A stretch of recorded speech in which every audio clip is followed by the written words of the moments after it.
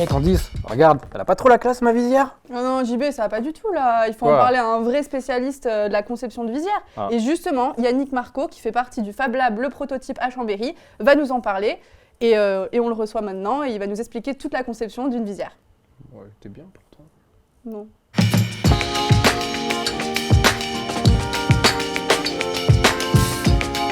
Bonjour Yannick. Bonjour, bonjour. Merci d'avoir répondu présent pour ce premier studio au 79, le Haut Studio. Tu travailles au Fab Lab de Chambéry, le prototype. Est-ce que tu peux nous présenter ce que c'est? Exactement, alors je m'appelle Yannick Marco, je suis bénévole et donc trésorier du Fab Lab de Chambéry, alias le prototype.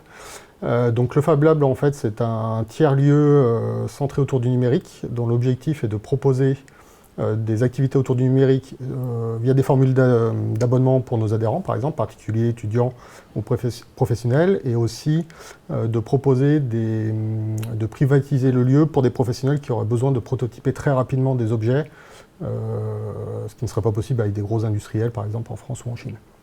Donc on a cette double casquette un petit peu publique et privée. D'accord.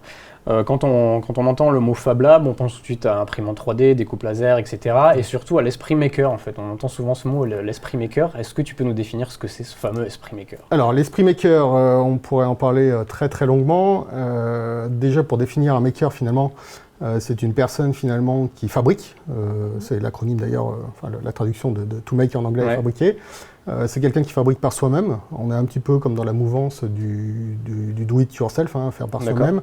Par contre, les makers vont plutôt être centrés sur de l'ingénierie, sur des outils comme tu l'as précisé, impression 3D, découpe laser. L'idée, c'est de fabriquer des objets un petit peu techniques, innovants, qui n'existent pas forcément. Il y a toujours cette notion de recherche. Et puis dans l'esprit maker, il y a aussi la communauté finalement, puisqu'on a des makers qui sont rattachés à notre Fab Lab, qui viennent partager parce que pour des questions par exemple financières, qui ne peuvent pas s'acheter leurs propres outils d'un type imprimante 3D, découpe laser.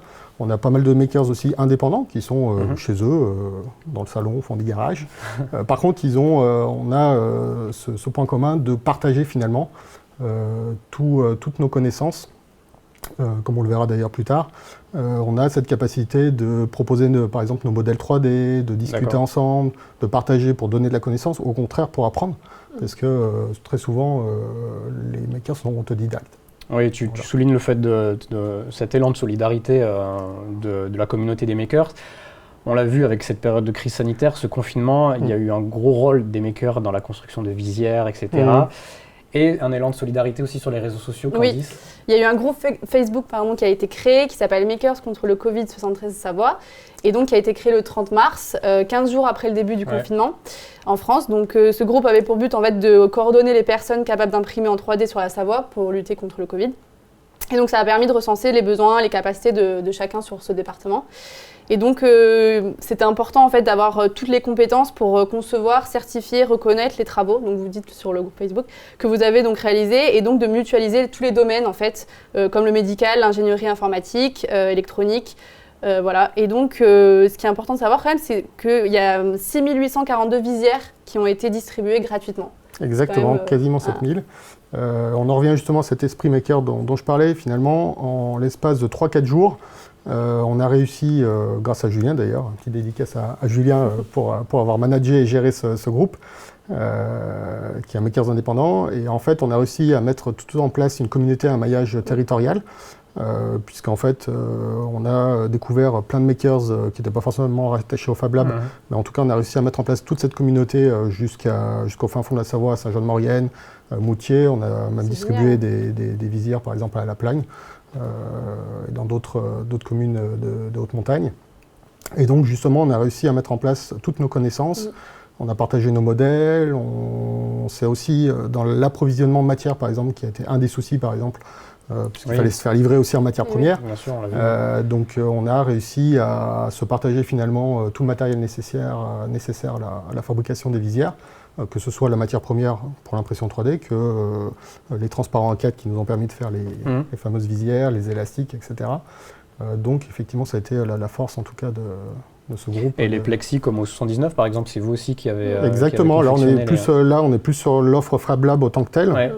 Mais très rapidement en fait, on nous a dit le Haut 79 a besoin de réouvrir. Il nous faut, suivant le protocole sanitaire, il nous faut des barrières plexiglas. On avait la matière première, là, heureusement. Et justement, on a pu concevoir un nouveau modèle très rapidement, avec du bois aussi derrière. Parce qu'on a quand même essayé de faire quelque chose qui s'intègre aussi dans l'environnement de travail ici même. Et donc, on a pu proposer ce genre de service. Et au moment de l'essor des imprimantes 3D, des découpes laser, on a souvent aussi entendu parler que ça représentait l'après, ce genre d'outils, ce genre de dispositif. Là, avec une crise sanitaire aussi imposante comme on l'a eu, et dans ce fameux monde d'après qu'on entend un peu pour tout et rien à droite à gauche, on sait quand même qu'on va pouvoir compter de plus en plus sur tout ce qui est les Fab Labs, les imprimantes 3D.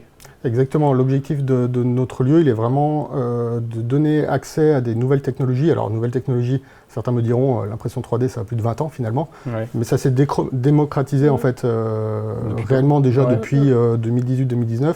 Ça s'est davantage accéléré pour ce process-là, en tout cas, durant le confinement. Je pense que tous les vendeurs de machines ont été en rupture de stock, y compris sur les machines d'ailleurs. Donc il y a un engouement pour le numérique. Après, ce ne sont pas des process qui sont très faciles d'accès non plus. C'est des technologies un petit peu particulières. Donc effectivement, là, le Fab Lab, il peut amener justement aux personnes qui désirent fabriquer de venir apprendre à utiliser ces outils, à partager leurs connaissances. Ça, c'est sur la partie process. Et puis même de manière globale, on voit que désormais, dans les usages, on essaye, au travers des Fab Labs, de voir comment on pourrait réutiliser nos objets finalement. Puisqu'on a un usage, mais l'idée, c'est de penser aussi à l'après. Deuxième usage, troisième usage, pourquoi pas. Là, je n'ai pas d'idée concrète à vous montrer, mais l'idée, c'est, encore que si on a un exemple, par exemple, avec une société qui recycle des skis, et l'idée, c'est de reprendre ces skis, par exemple, pour en faire un autre usage, pour refabriquer. Nous-mêmes, on va fabriquer nos caissons de machines, par exemple, avec du ski recyclé, voilà, par exemple. Donc c'est sensibiliser aussi à l'éco-responsabilité. Voilà, donc il y a cette notion locale, le tissu, on parlait du maillage local, il y a aussi la notion de recyclage, donc réutiliser aussi des matériaux, parce qu'on parlait de l'impression 3D, mais on a aussi de la découpe laser. On peut découper du tissu, du cuir, du bois, du plexiglas aussi.